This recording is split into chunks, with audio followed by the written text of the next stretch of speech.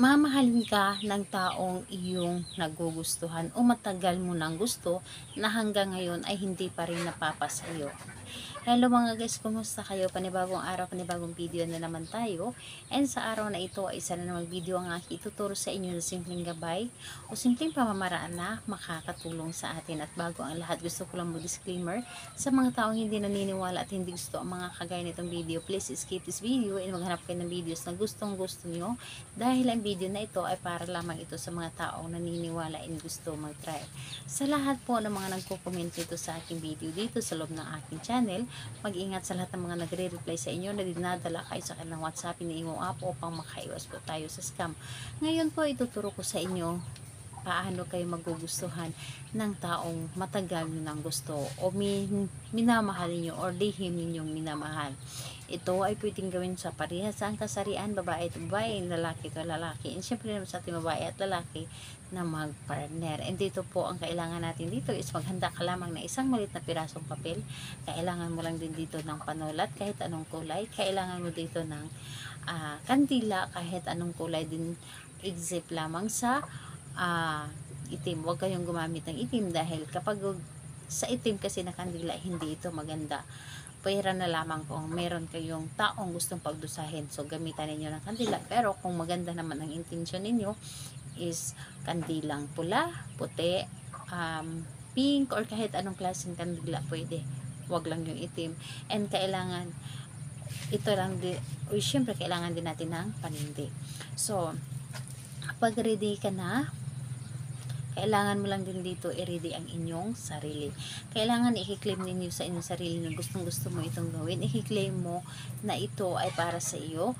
I-claim mo sa iyong sarili na buo ang loob mo, tiwala, paniniwala sa iyong mga ginagawa. At kung ready na, pwede mo na itong umpisan. Ang gagawin mo lamang dito is dito sa isang maliit na pirasong papel, isusulat mo dito ang kanyang buong pangalan at apelyido, isang beses lamang. At kung nasulatan mo na ito ng buong pangalan niya, dito sa kandila, mas maganda na pula na kandila or pink na kandila ang inyong gamitin. Sindihan po ninyo ito at patakan ninyo ng wax ng kandila ang kanyang pangalan.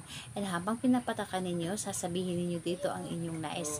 Halimbawa na lamang pangalan niya, apelido, at sabihin po ninyo na mamahalin mo ako, magugustuhan mo ako lamang ang mamahalin mo, at wala kang ibang hahangarin na mamahalin kundi ako lamang ang makapagpasaya sa buhay mo.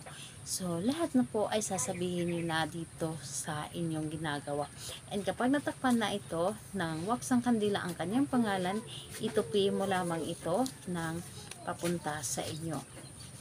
And ayan po, kapag natupi mo na ito ng papunta sa inyo, ilalak po ninyo ang papel na ito. Ilalak po ninyo gamit ang wax ng kandila. And kapag natuyo na ang wax ng kandila, ito po ay ilagay po ninyo sa ilalim ng inyong unan. Higaan nyo lamang ito hanggang sa maramdaman ninyo na ito ay gumana na, hanggang sa maramdaman ninyo na nagugustuhan ka na niya or napapakita na siya ng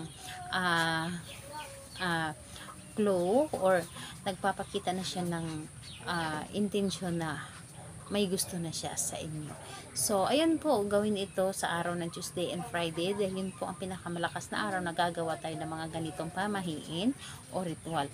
Pero kung hindi ka makapaghintay ng Tuesday and Friday, pwede naman sa ibang araw, lalo na kapag malakas yung loob mo na gumawa at para bang hinihila kayo, gawin mo ito.